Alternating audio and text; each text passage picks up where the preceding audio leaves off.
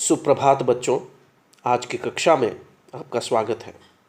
आज हम व्याकरण पाठ के अंतर्गत पदबंध तथा उसके भेद के बारे में जानकारी प्राप्त करेंगे, लेकिन उससे पूर्व हमें शब्द, पद और फिर पदबंध की परिभाषा देखनी है तथा उसके भेदों के बारे में जानकारी हासिल करनी है। तो चलिए सबसे पहले देखते हैं शब्द, पद और पदबंध की परिभाषाएं। शब्द की परिभाषा कुछ इस प्रकार है। अक्षरों के सार्थक समूह को शब्द कहते हैं, अर्थात अक्षरों के जुड़ने मात्र से उसे शब्द नहीं कहा जा सकता, उसका एक सार्थक अर्थ बनना ज़रूरी होता है। तो उदाहरण यहाँ पर है आम, फल, मीठा, ये सब शब्द हैं और इनका अर्थ बनता है, इस कारण से इन्हें हम शब्द कहते हैं। तो अक्षरों के सार्थक समूह को शब्द कहा जाता है। फिर पद किसे कहते हैं? तो पद की परिभाषा है, शब्द जब स्वतंत्र न होकर वाक्य में प्रयुक्त होता है तब वही शब्द पद कहलाता है। जैसे उदाहरण के लिए आम मीठा फल है। अब यहाँ पर आम यह शब्द न होकर पद है क्योंकि यह वाक्य में प्रयुक्त हुआ है। पदबंध किसे कहते हैं? तो पदबंध की परिभाषा है, एक से अधिक पद जुड़कर जब एक ही पद का काम करते हैं तो उसे पदबंध कहते हैं। यानी कि यहाँ पर अ ग्रुप ऑफ वर्ड्स जो हैं, एक यहाँ पर कुछ ऐसे पद हैं जो एक जैसे हैं और सब मिलकर एक ही पद का काम करते हैं तो उसे हम पदबंध कहते हैं। इसको और भी बेहतर तरीके से हम आगे जानेंगे। दूसरे शब्दों में, किसी वाक्य में जब एक से अधिक पद सामूहिक रूप से किसी एक व्याकरणिक इकाई जैसे संज्ञा, सर्वनाम, विशेषण, क्रिया और क्रिया विशेषण की जगह प्रयुक्त होता है तो उस समूह को पदबंध कहते हैं। उदाहरण के जरिए इसे स्पष्ट रूप से समझने का प्रयत्न करते हैं। अयोध्यापति दशरथ नंदन श्री राम ने अश्वमेध यज्ञ किया था। अब यहाँ पर अयोध्यापति कौन है? तो श्री राम है। दशरथ नंदन कौन है? तो श्री राम है। और श्री राम, ये तीनों ही जो पद हैं वह एक ही पद के लिए प्रयुक्त हुए हैं। अयोध्यापति, दशरथ नंदन, श्री राम, ये तीनों ही एक ही पद के लिए प्रयुक्त हुए हैं। है तीन पद लेकिन एक ही पद की तरह कार्य कर रहे हैं, इस कारण से इसे हम पदबंध कहेंगे। अभी यहाँ पर पदबंध के प्रकार भी हमें जानना है। पदबंध के 5 प्रकार होते हैं: संज्ञा पदबंध, सर्वनाम पदबंध, विशेषण पदबंध, क्रिया पदबंध, क्रिया विशेषण पदबंध। अब हम एक एक करके इन पदबंधों के प्रकारों को जानने का प्रयत्न करते हैं। सबसे पहला पदबंध है संज्ञा पदबंध। वाक्य में कोई पद समूह जब संज्ञा पद के लिए प्रयुक्त होता है तो उसे संज्ञा पदबंध कहते हैं। अर्थात जब कोई भी पद समूह है, अ ग्रुप ऑफ वर्ड्स जो है, वह संज्ञा यानी कि नाउन के लिए इस्तेमाल होते हैं, प्रयुक्त होते हैं, तो उसको हम संज्ञा पदबंध कहते हैं। उदाहरण से और भी स्पष्ट हो जाएगा।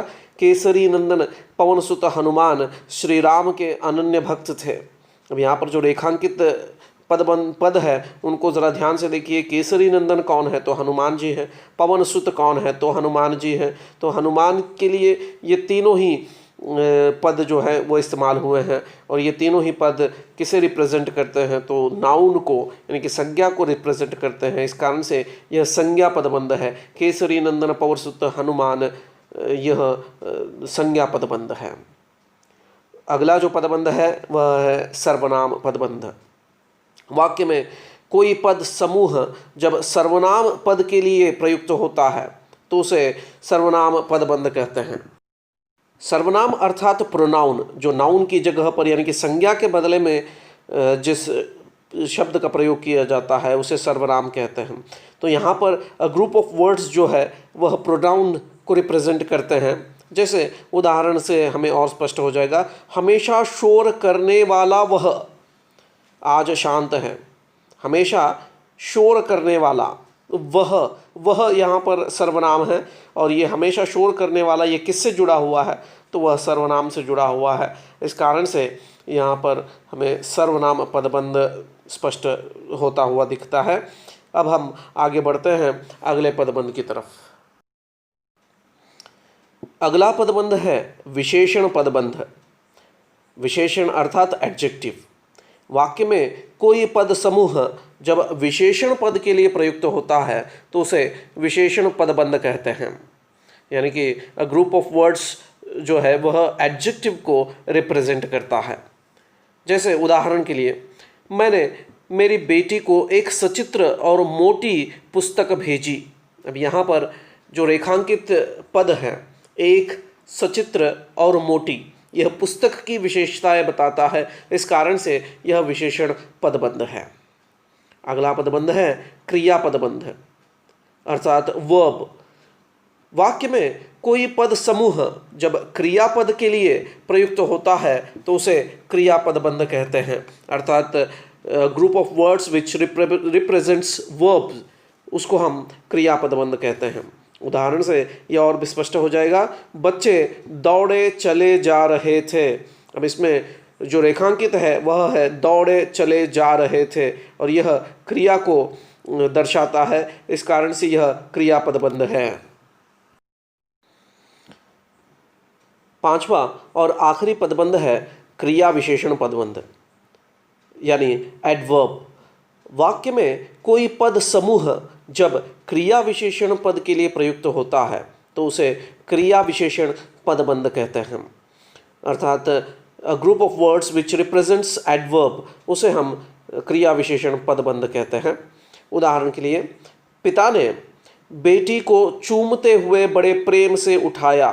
यहाँ पर उठाने की क्रिया हुई है, वह किस प्रकार से हुई है, उठाने की क्रिया की विशेषता क्या है। चूमते हुए बड़े प्रेम से, जो रेखांकित शब्द है, रेखांकित पद है, उस पर ध्यान रहे। चूमते हुए बड़े प्रेम से, यह क्रिया विशेषण को दर्शाता है, यानी कि क्रिया की विशेषता को दर्शाता है। इस प्रकार से यह क्रिया विशेषण पदबंध है। इस प्रकार 5 प्रकार के पदबंध हम देखते हैं: संज्ञा पदबंध, सर्वनाम पदबंध, विशेषण पदबंध, क्रिया पदबंध तथा क्रिया विशेषण पदबंध। आशा है कि आपको ये सारे भेद समझ में आए होंगे। अब कुछ सवाल आपके करने के लिए दिए गए हैं। आपको जो रेखांकित पदबंध है उसके भेद को लिखना है। तो यहाँ पर कुछ सवाल दिए गए हैं। पहले 2 सवाल हैं, नाव उफनती नदी में डूब गई। दूसरा, सोच समझकर काम करने वाला वह कभी गलत नहीं करेगा। अगला सवाल है, छोटे बच्चे चलते चलते गिर पड़ते हैं।